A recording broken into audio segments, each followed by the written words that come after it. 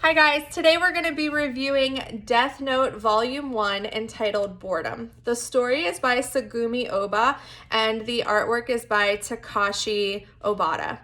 This is the first manga that I've ever read and I actually quite enjoyed it, which surprised me.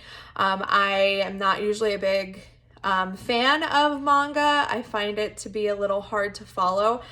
So I was quite shocked that I enjoyed this as much as I did.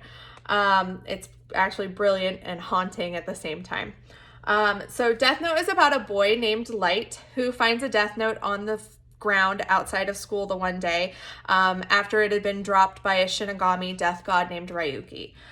Basically, any person's name that is written on the death note will die. You can include details in the death note about the time, the place, the manner of the death, and those things will happen. Light decides to use the power to rid the world of evil.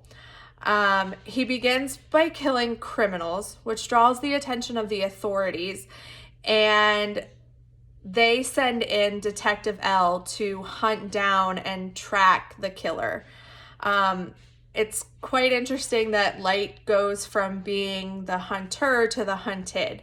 As the story progresses, you really start to question whether you want Light to continue on his path and work to kill these criminals, or if the detective should catch him and stop him from continuing to kill these people.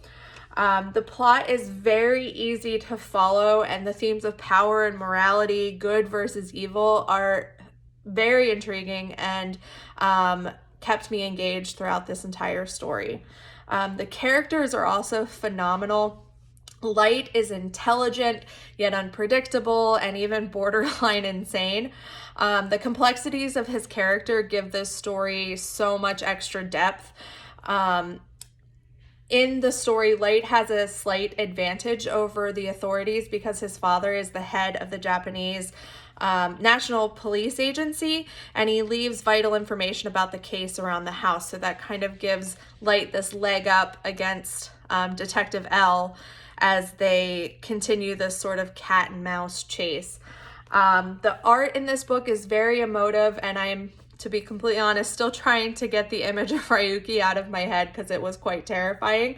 Some of the images are a little hard to discern due to the black and white nature of the imagery and the complexity of the illustration. So that's my only real critique about the artwork in this, but otherwise the art complements the text very well, and it enhances the reader's experience as they continue through Volume 1 of Death Note.